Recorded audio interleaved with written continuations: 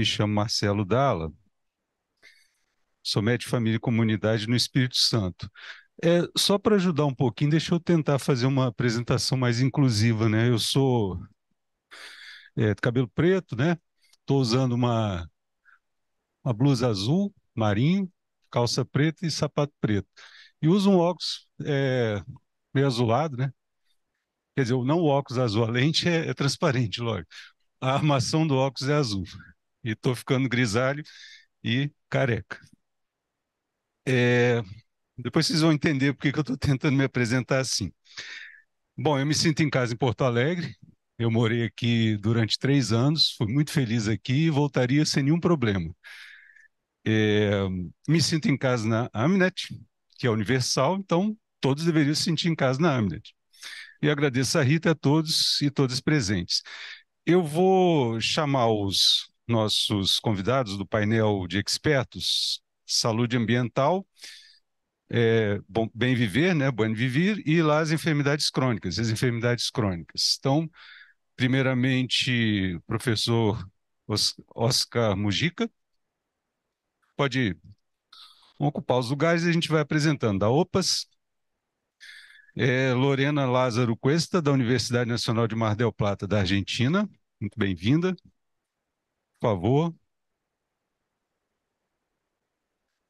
É, Camila Giuliani, da Universidade Federal do Rio Grande do Sul, daqui do Brasil. E já vou chamar a Michele Dremer, da Universidade Federal do Rio Grande do Sul, aqui do Brasil também. Rita, se pessoas Cari e Camila me permitirem, eles já foram apresentados. Você quer que eu leia de novo? Posso ler. Então, vou apresentar, se me permite, a Lorena Lázaro Cuesta, graduada em nutrição em 2002 pela Universidade de Buenos Aires, fez pós-graduação em nutrição enteral e parenteral na Faculdade de Farmácia e Bioquímica pela Universidade de Buenos Aires e em cuidados nutricionais de doença com risco cardiovascular com a Sociedade Argentina de Nutrição. Atualmente trabalha como professora adjunta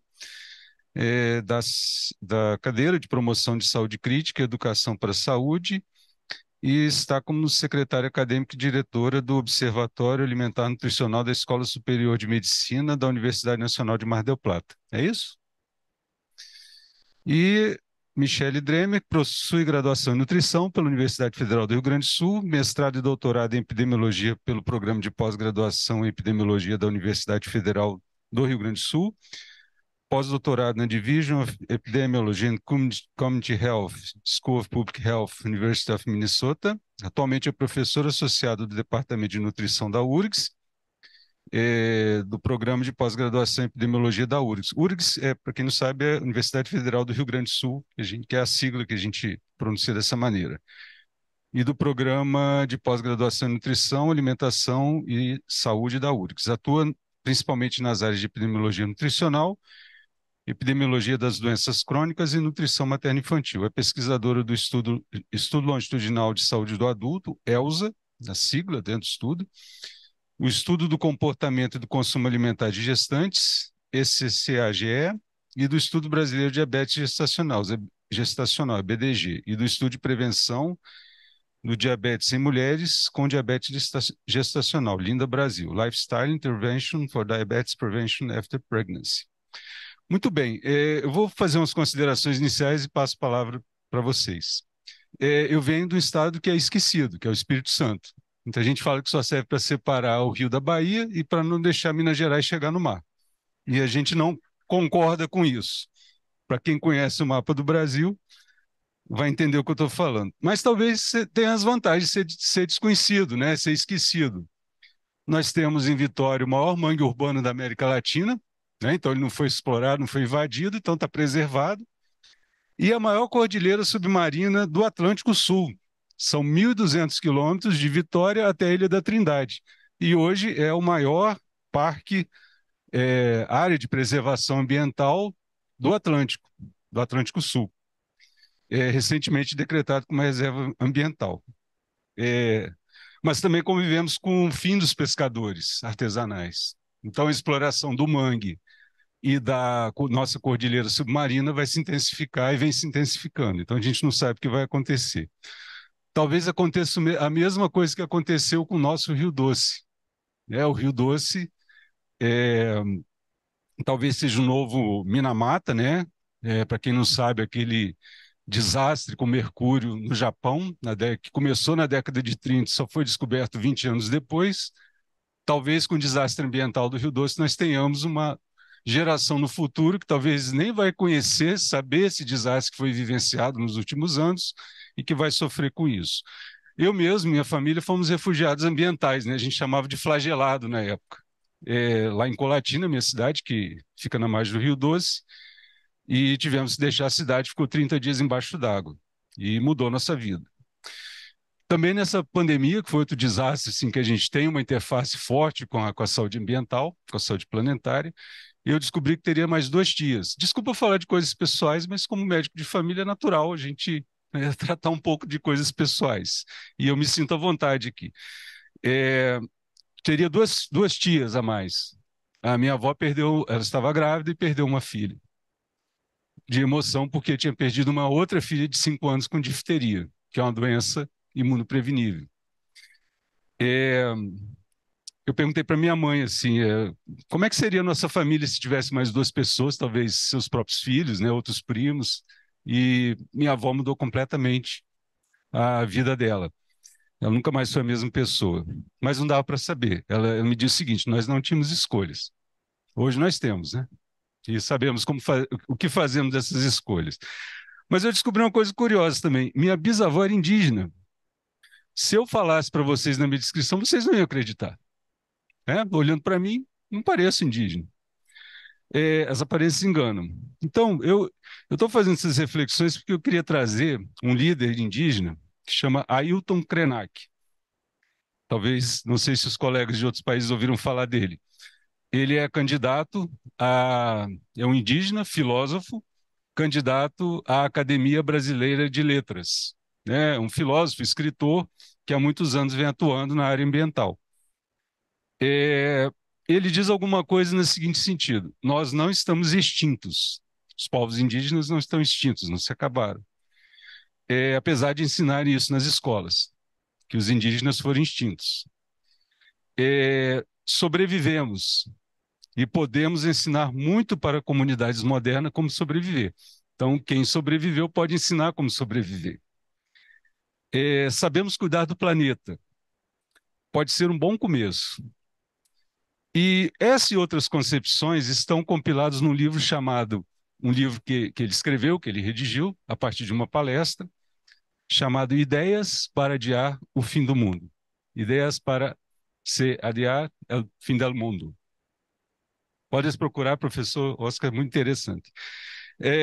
Então, parafraseando o Ailton Krenak, nosso líder indígena, eu queria que vocês falassem um pouco das ideias de vocês, talvez não para salvar o mundo, não para adiar o fim do mundo, mas que a gente possa melhorar nossas ações sobre saúde ambiental, bem viver, né? Bem viver e enfermidades crônicas. Queria que vocês falassem um pouco, cada um teria um pouco de tempo para discorrer sobre algumas ideias sobre isso. Por favor, podemos começar por quem? Ahora sí, ¿verdad? Bueno, muchas gracias en primer lugar y una alegría compartir este panel. Muchas gracias al board de AMNET y bueno, gracias Marcelo por la pregunta y el desafío, ¿no? De abordar, digamos, una propuesta tan interesante como pensar cuáles serían aquellas ideas para llegar si te entendí bien, al buen vivir y evitar el fin del mundo, ¿no? O por lo menos mejorar este tránsito por una buena vida. Yo quisiera tomar por ahí dos ideas que creo que son centrales, que al menos compartimos desde el lugar donde trabajo, que es en la Escuela Superior de Medicina de la Universidad Nacional de Mar del Plata, y justamente posicionados desde ese buen vivir como fuerza emancipatoria para la vida. Un poco la propuesta conceptual y general tiene que ver con pensar y promover una vida que sea saludable, que sea sustentable, soberana, que sea biosegura. Y en ese sentido, una reflexión que creo que está vinculado con lo que el profesor comentaba hace un rato es pensar también y generar reflexiones vinculadas con cómo es actualmente la vida hoy en nuestros países latinoamericanos, donde perdemos la identidad cultural, donde muchas veces estamos atravesados por situaciones que tienen que ver con, por ejemplo, patrones de consumo vinculados con el capitalismo voraz, con un sistema de producción basado en una agroindustria que oprime justamente a los campesinos, a los productores de alimentos, y que esos alimentos que se producen, que tal vez es mi campo disciplinar que, digamos, que conozco un poquito más en profundidad, esos alimentos tienen que ver con alimentos baratos, que son alimentos o mal llamados alimentos porque son productos ultraprocesados. Por ahí dicho esto, creo que una de las posibilidades justamente es recuperar esos saberes populares que tienen que ver con, digamos, con aquellas sabidurías ancestrales donde los campesinos, las familias pueden hacer aportes significativos en la producción local de alimentos, que esas producciones locales puedan ser aprovechadas por los gobiernos en las políticas públicas alimentarias, que se trabaje también desde nuestras universidades en incorporación en las currículas de justamente esta cosmovisión para el buen vivir, porque sabemos que estos patrones de vida malsanos llevan e impactan en las enfermedades crónicas no transmisibles. Desde las universidades también podemos pensar en actividades, proyectos de extensión, donde podamos justamente intercambiar, pero sobre todo enraizar en la comunidad formas diferentes de organización del trabajo, de organización de la producción a escala local, de, digamos, formas más solidarias de vida en comunidad y mejores relaciones con la naturaleza. Creo también que a nivel de agenda pública y a nivel macro, podríamos plantear tal vez de aquellos países que han avanzado en materia regulatoria de los entornos y además vinculados sobre todo con la producción agroecológica, que se puedan impulsar y hacer acciones concretas en el marco de esas leyes o de esos avances en normas a nivel nacional. Em, Entiendo que tenemos mucho por delante, estas son simplemente algunas ideas que pueden contribuir, pero bueno, el desafío todavía es grande y el desafío justamente de esa fuerza emancipatoria que decíamos del buen vivir implica el compromiso de cada uno de los actores que formamos parte de la sociedad civil, de las universidades, de las empresas también y de los organismos del tercer sector. Simplemente comparto algunas apreciaciones y bueno, me gustaría ceder la palabra también para que pudiéramos complementar con algunas otras propuestas. Gracias, Lorena. Tremenda pregunta la de Marcelo. Yo ya quisiera tener una pizca de lucidez como para tener algo de respuesta, ¿no? Hay días, yo confieso, hay días que, y seguro que ustedes también, me despierto em, totalmente deprimido, en el sentido de tener la convicción de que es muy difícil cambiar las cosas como están. Y hay otros días en los que tengo todo el entusiasmo de que las cosas pueden cambiar. No son porque hay ejemplos, hay ejemplos. Eso es lo bueno. Este país dio una lección enorme, una doble lección, porque se perdió. Esa es otra lección, ¿no? Lo que se gana se puede perder fácilmente. Me parece que lo que puede cambiar, los dos grandes problemas del mundo, en mi opinión, muy modesta, por cierto, y sesgada, porque no sé quién podría tener respuestas para eso, pero dos grandes problemas que son acuciantes es el terrible problema de la inequidad, no es solo la desigualdad, es la injusticia, la arbitrariedad, ¿no? Además de cosas que son innecesarias y son evitables. La desigualdad social, gran cosa. De hecho, déjeme decir un paréntesis. En el 2015, el entonces decano de la facultad, no decano, presidente de la Universidad de Harvard, Julio Frenk, mexicano, ex secretario de Salud, es uno de los directores generales de la OMS, ahora mismo presidente de la Universidad de Miami, un señor fuera de serie, un pensador, con otra persona más, Hoffman, eh, invitaron a las 100 personas que según ellos eran personas más influyentes en el mundo, 2015, bueno, fue 2013, a 100, no de salud pública, también estaba ahí Margaret Chan, estaba la doctora Carice Etienne de la OPS, habían así, profesores grandes, Marmot, pero habían de todas las ramas del mundo. Estaba ahí Elton John, Madonna,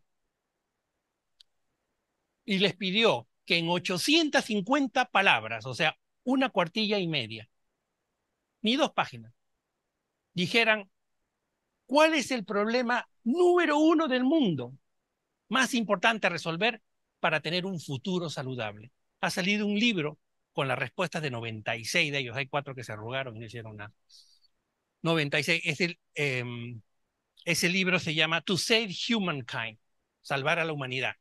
Y es una referencia a una cita que hizo el primer director general de Naciones Unidas, Doug Hammarskjöld, que dijo que Naciones Unidas se creaba no para llevar a nadie al cielo, sino para salvar a la humanidad, el título del libro. La mayoría de los, estaba Clinton, el expresidente y varios más, la mayoría de los que escriben allí, incluyendo la directora de la OPS, a quien le criticaron mucho su respuesta, fue que lo más importante era construir equidad social.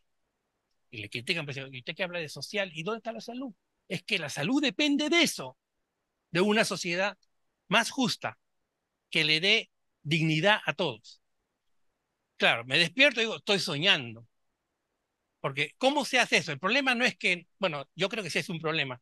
No todos estamos de acuerdo necesariamente con el problema el otro problema, por cierto, lo hemos escuchado del profesor Heine de una manera dramática, el tema del calentamiento global, ¿no? Eso decía Al Gore, es calentamiento global. Eso de cambio climático es un eufemismo que le quita sentido de urgencia, porque hay poderes, hay intereses que quieren que el status quo permanezca tal cual.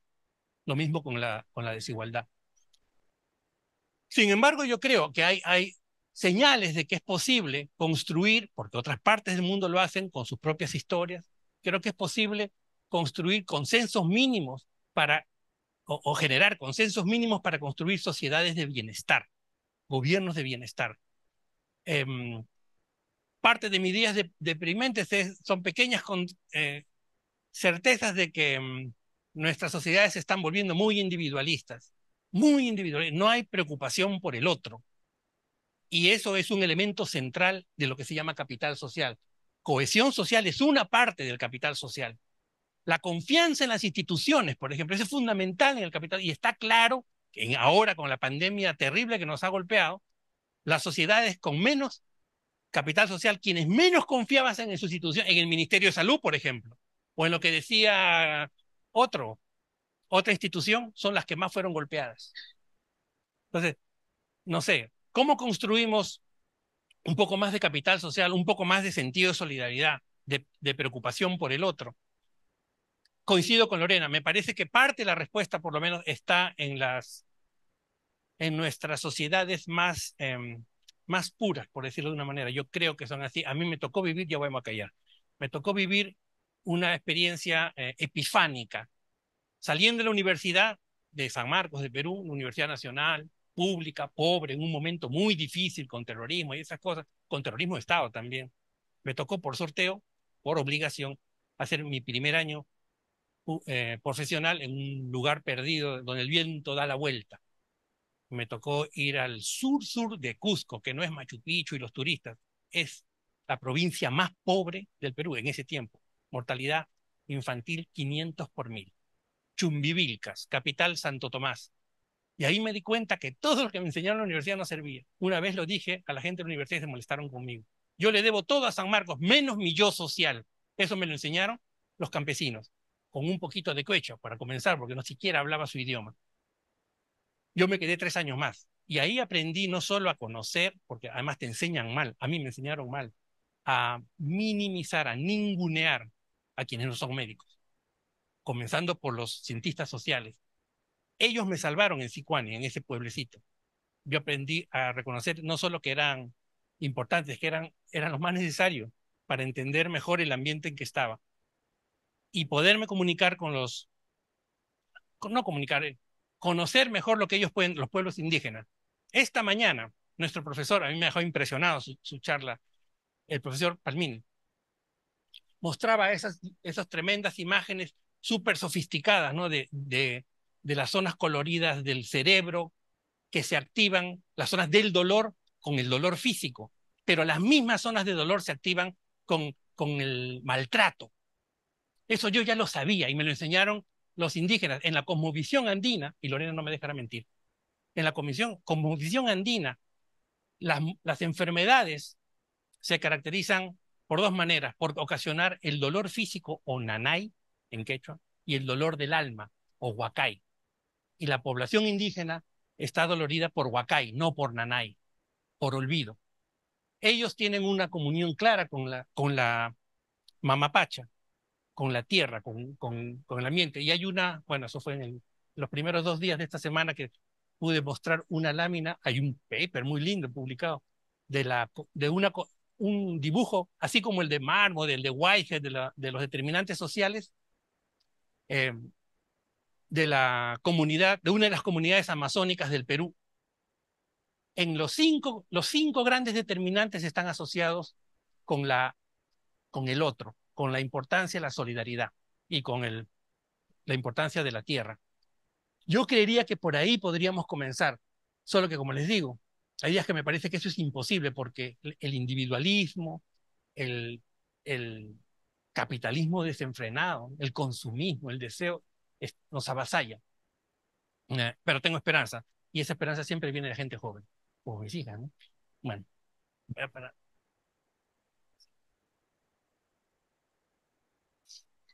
Graças, obrigada. Bom, a gente estava conversando até antes de começar o painel ali como somos otimistas, né, com relação ao que a gente já está vendo hoje em dia de mudança. Já estamos vivendo uma mudança do nosso paradigma, já saindo, né, de um paradigma que já se mostrou insuficiente para contemplar as nossas necessidades vitais.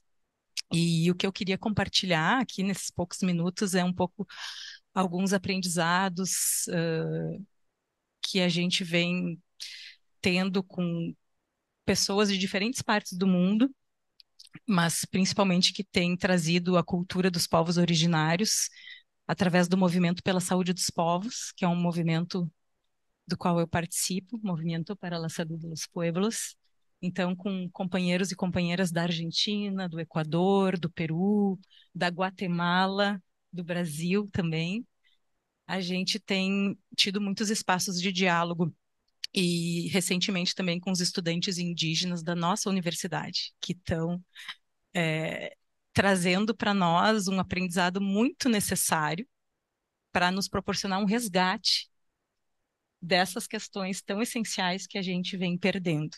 Então, temos na nossa universidade 100 estudantes indígenas que estão ingressando e fazendo diversos cursos e trazendo umas questões que estão nos colocando, virando de cabeça para baixo de forma muito importante.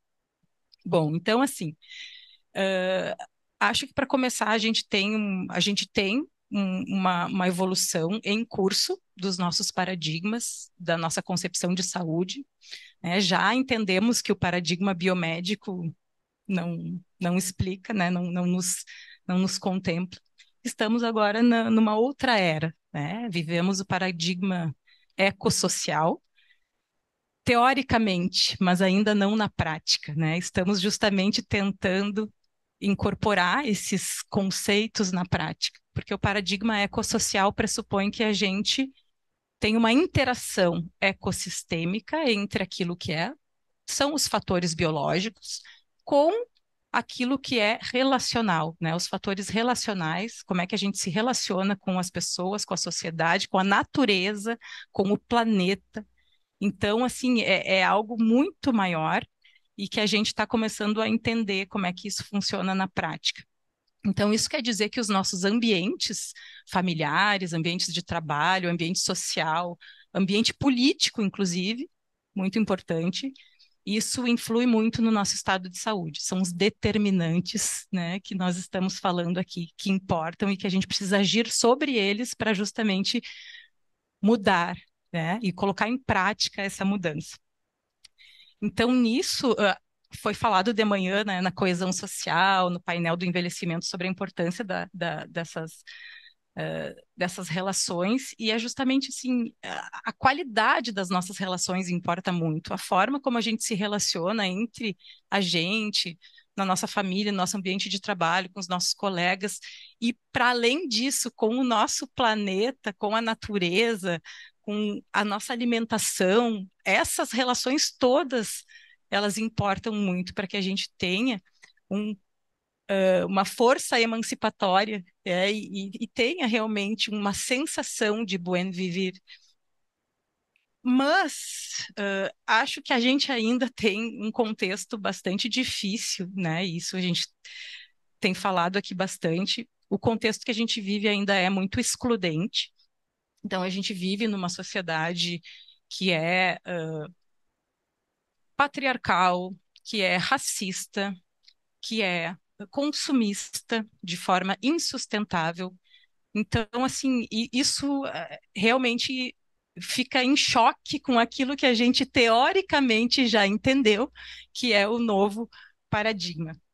E essa forma de viver que nós vivemos ainda e que já vimos que é insustentável ambientalmente e socialmente, é a forma antropocêntrica de viver, que os povos originários enxergam tão claramente, né? Essa forma antropocêntrica, ela é focada essencialmente nas necessidades do ser humano, sem levar em conta as consequências para o planeta, né? Então, existe um uso dos recursos que é que não leva em conta a sustentabilidade, porque a gente o nosso objetivo é suprir as nossas necessidades, nos beneficiarmos, né, dos recursos sem se dar conta ou sem se preocupar com como é que vai ficar a fonte desses recursos, né, que é a natureza, que é o planeta.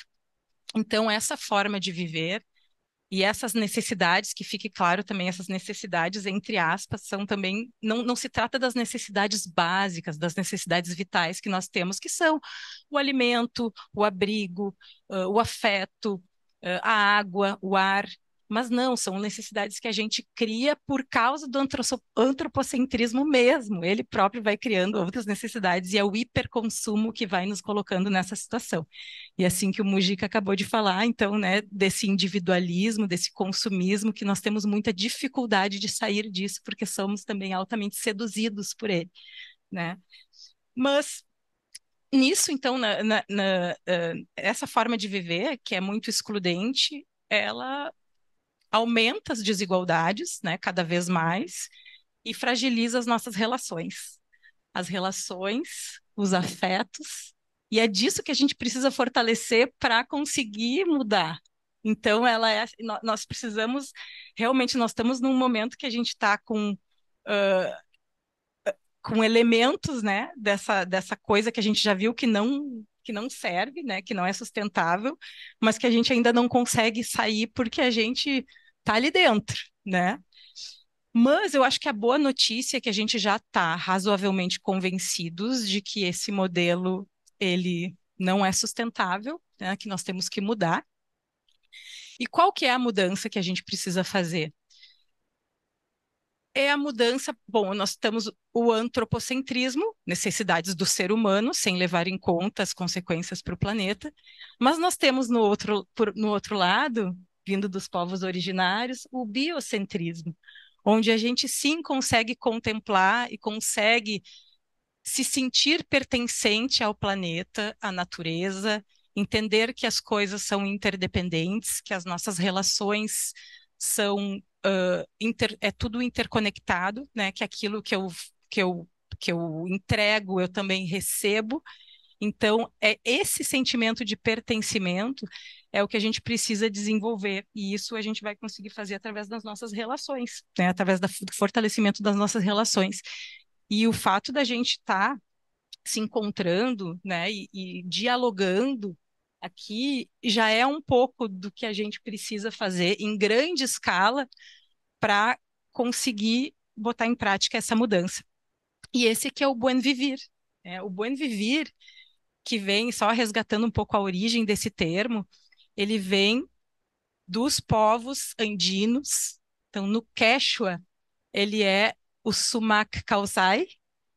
Sumac causai é o que significa? Sumac, pleno, belo. Causai é a vida. Então, sumac causai é a vida plena, a vida bela. E é o que a gente chama de buen vivir. E isso é muito profundo, porque traz consigo alguns princípios que são, verdadeiramente revolucionários, né? Considerando o contexto que a gente vive hoje, né? Que é essa sociedade excludente, os princípios do buen vivir, eles são muito revolucionários. Por quê? Quais são os princípios do buen vivir? É o diálogo, é a convivência, a coletividade, a reciprocidade, que mais que o equilíbrio, aprendizagem, ação e harmonia. Então, realmente são princípios muito diferentes daquilo que a gente vê hoje em dia nessa sociedade antropocêntrica e excludente que a gente está mudando já, né? Que a gente está começando a mudar. Então, o buen vivir, ele requer esse tipo de envolvimento, né? E para a gente evoluir, né, em direção a isso, e tem uma outra coisa interessante que eu aprendi com um companheiro muito querido da Argentina, Julio Monsalvo, se, que falava do ideal de uma sociedade matrística. Matrística, achei tão lindo isso. Matrística vem de matriz. Então, como é que a gente vai virar, né, ou mudar uma sociedade patriarcal? Não é transformando-a em uma sociedade matriarcal, onde a gente estaria apenas invertendo, né, mas ainda mantendo as mesmas relações de poder.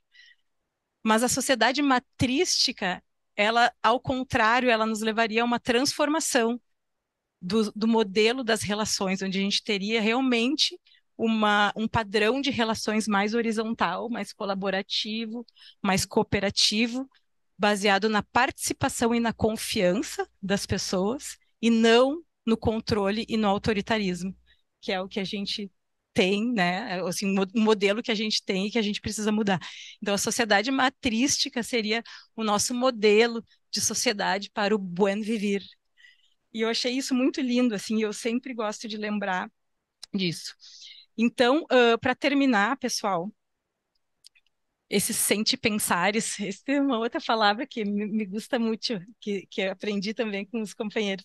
Sente-pensares. Por que sente-pensares? Porque é uma forma da gente se expressar sem desvincular o sentimento do pensamento. Então, onde a gente consegue se colocar o que a gente sente e o que a gente pensa, e isso tudo está vinculado ao coração, é a mente, nós somos inteiros, né? Então, os sente-pensares, eles são a expressão disso, né? De sermos inteiros, de sermos plenos e de não termos vergonha de estarmos assim. Então, só fazer uma pergunta, que é também um convite à reflexão crítica, que é: como está a alegremia de vocês? Como está a alegria de vocês? Conhece essa palavra? Sim, a alegremia é a alegria que circula na nossa corrente sanguínea. E simples assim e profunda assim, muito profunda. Foi uma palavra criada por mulheres rurais no interior da Argentina, nos anos 90, a partir de um trabalho maravilhoso de educação popular do companheiro Julio Monsalvo. E o que significa isso? Significa que as pessoas entenderam, né, essas mulheres que criaram a palavra, entenderam que a saúde não é só a glicemia, a colesterolemia, a uremia, não é só isso, é muito mais do que isso. A alegremia, né, é a alegria. E como é que se mede isso? Não é por exame de sangue, é de outras formas. Né? É como as pessoas estão, se elas se sentem livres, se elas têm escolhas, se elas têm seus direitos satisfeitos, se elas têm suas necessidades vitais e indispensáveis satisfeitas. E é disso que se trata o buen vivir. Então, a alegria, ela se eleva se a pessoa está contemplada, com alimentação digna, água, ar, amor, arte, aprendizagem. Então, tudo isso faz com que a pessoa possa se sentir digna e estar alegrêmica. E estando alegrêmicos, em todos nós, é assim que nós vamos conseguir mudar, fazer essa mudança que nós todos já temos consciência de que ela é tão necessária. Então, assim, com essa reflexão, que é muito simples, mas também muito profunda da alegremia, agradeço pela atenção de vocês. Boa tarde a todos. Muito lindo, Camila, tua fala. Gostaria de primeiramente agradecer a professora Rita, a todos os organizadores, desse congresso na formação de redes. Uma satisfação aqui estar com o professor Marcelo, professor Mujica, professora Lorena e a Camila, minha colega, professora Camila. Não tem como a gente falar, de saúde global, de bem viver, se não falarmos de alimentação. Nós precisamos comer todos os dias, precisamos estar bem nutridos e esse painel é super importante porque, eu venho de toda uma formação de epidemiologia, e dentro da epidemiologia nutricional as coisas também estão em transformações. A gente precisa criar mais ferramentas para a gente medir coisas que não estão somente nos alimentos, naqueles componentes que a gente conhece, os que a gente desconhece e aqueles que a gente supõe que devam existir dentro daquela matriz alimentar. E falando de alimentação, eu não posso desconectar o contexto daquela alimentação, o ambiente alimentar, que aquele sujeito que ele tem opções de escolher ou não, mas não é só isso, não basta só ter autonomia alimentar, o que vai determinar o consumo, e resultar em uma má nutrição, e eu digo má nutrição, leia-se tanto para excessos alimentares, obesidade, doenças crônicas, mas também deficiências nutricionais importantes, se eu não considerar a disponibilidade e a acessibilidade a este alimento e os sistemas alimentares. A gente evoluiu muito, eu sou otimista também, Camila, nas nossas políticas de alimentação e nutrição aqui no Brasil.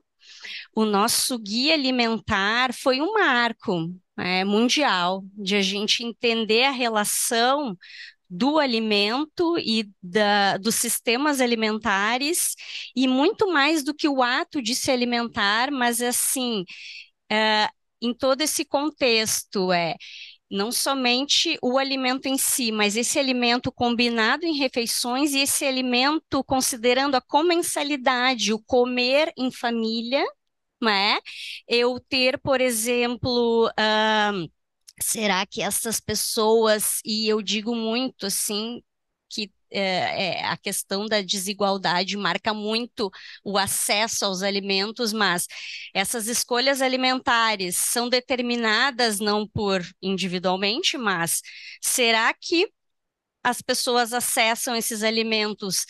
Tem perto delas hipermercados, supermercados, onde os ultraprocessados são muito mais evidentes, ou a pessoa mora perto de feiras livres que ela pode também acessar, mas não só, eu digo, disponibilidade física de distância, mas acessibilidade. Qual é o custo desse alimento? Então, por exemplo, assim, não basta, daqui a pouco eu ter uma feira, mas eu tenho que ter um alimento, subsidiado, enfim, seja acessível, de qualidade, não um hortifruti cheio de veneno, agrotóxicos. E isso a gente está ainda na epidemiologia nutricional tateando a avaliação disso.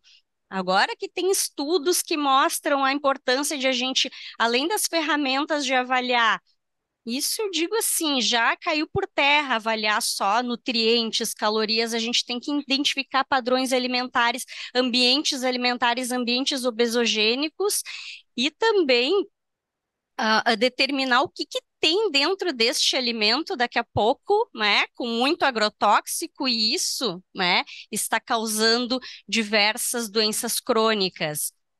Tem um estudo agora que mostrou, né, a dosagem, por exemplo, de agrotóxico no leite materno, né, e a gente está começando a olhar para os efeitos disso a longo prazo. Então, assim, o nosso guia alimentar, ele foi um marco, a gente precisa defender, já tentaram nos barrar, né, com o guia alimentar, mas eu nunca vou me esquecer, assim, ó, e quem talvez não seja da área da nutrição, o nosso guia alimentar, ele traz, e ele quebrou paradigmas, porque antes todos os guias alimentares era quantas porções de determinado grupo, de determinados grupos alimentares eu preciso consumir. Esquece as porções, né? Olha para o alimento, as combinações, o grau de processamento, como eu estou comendo na frente de telas, eu estou comendo com a minha família, com amigos, de onde é que está vendo esse alimento, ele está vindo, tem até uma medida que, né, demonstra assim, quantos quilômetros que chegou esse alimento até mim, e para a gente fomentar cada vez mais, né, a agricultura local, os alimentos da safra, né, para não também, né, gastar combustível fóssil para trazer um alimento, um determinado alimento. Então, ele vai muito além e, principalmente, trabalha com as culturas alimentares. E eu queria só deixar aqui, como assim, eu até perguntei para a professora Rita, o que a gente vai falar nesses painéis? E ela disse, bom, traga, né, algumas experiências, eu vou compartilhar com vocês aqui. Uma delas, a gente teve oportunidade, tá? E assim, quando a gente fica muito na academia, né, fazendo estudos, avaliando, enfim, né, diferentes populações, a partir, bom, a gente publica, né, e isso vai reverter em quê? Então, tem um estudo que me marcou muito. Ele foi coordenado, até já se aposentou a professora Marilda lá da UFPEL de Pelotas, mas ela foi nossa professora da URGS titular, né, da nutrição. Também a Daniela Knaut, antropóloga, e a Fernanda Bairros, nutricionista, também professora da saúde coletiva. E a gente estudou os quilombolas no Rio Grande do Sul, né? Para basicamente observar insegurança alimentar e má nutrição. Enfim, a gente notava que os mais obesos, as pessoas com mais excesso de peso, justamente eram comunidades com maior insegurança alimentar. Então, a fome e os excessos alimentares muito juntos. Quando a gente foi desbravar essas comunidades, e eu digo assim, a gente foi fazer uma intervenção comunitária para entender um pouco por que eles estão com um excesso de peso, né? E entender um pouco sobre a cultura alimentar deles. O que acontece? A indústria conseguiu, e eu digo assim, comunidades quilombolas, gente, são comunidades muito isoladas, né? E as que a gente avaliou foram principalmente de Camaquã, né? Uma região mais ao sul, né? Perto de Pelotas. E acessibilidade horrível, horrível. Assim, dia de chuva a gente tinha que cancelar campo, né? Enfim, ia todo grupo, né, com uma van, a gente já tinha uma pá lá para desatolar. Muito difícil o acesso. Quando a gente chegava lá, eles plantavam para os outros, não plantavam para eles mais, né? E o que a gente olhou do ambiente alimentar, eles tinham mercadinhos naquelas comunidades que eram abastecidos com ultraprocessados, né? Quando a gente chegou lá, a gente via aquelas laranjas caindo do pé, assim, no chão, e o que a pessoa nos oferecia era um suco artificial, porque era melhor, né? Então, assim, E a gente fez um trabalho de resgate da cultura alimentar que era tão rica, né? Riquíssima. Eles têm todo um histórico, né? E a gente teve que entender um pouco assim essa questão assim de que por que que eles achavam que talvez o pouco que eles tinham para comprar, eram comunidades muito pobres, eles preferiam investir do que daqui a pouco comprar ou plantar, né, o seu próprio alimento. Então, teve uma série de questões, a gente fez oficinas alimentares e isso resultou numa ação intersetorial até a academia, passamos pelos muros, né, da saúde, a gente foi atrás, assim, poxa, o que que vocês precisam para, né, conseguir, por exemplo, plantar, né, ou vender, tem um programa de aquisição de alimentos, é uma política pública brasileira que eles poderiam utilizar e vender, né, os seus produtos para aquele programa subsidiado pelo governo, mas eles não tinham, por exemplo, para participar do programa, carteira de identidade.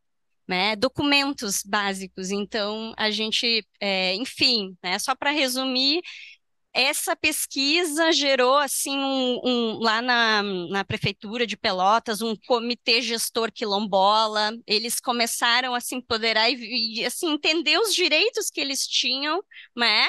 Porque é isso assim, o que esses povos, né? Eles podem, né? A partir dessa situação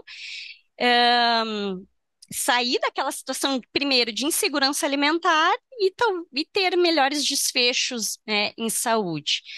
É, Tá, eu vou. Então, assim, eu gostaria de agradecer muito a participação, compartilhar as experiências, e é uma honra mesmo para mim estar aqui, né, com todos vocês compartilhando isso. Obrigada.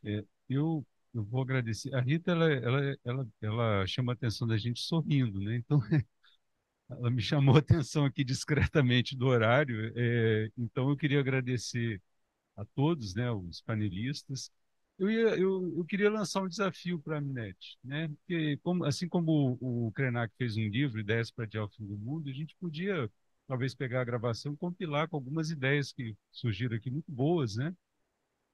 Para a gente compilar isso de alguma forma. Eu acredito que vocês já estejam pensando nisso, né? Que eu acho que teria muito sucesso, poderíamos expor mais experiências, né? Mas agradeço a todos, agradeço a participar. Infelizmente, a gente não vai poder abrir para perguntas, né? E espero que todos saiam com ideias aqui para melhorar suas condições de vida e das suas comunidades. Obrigado.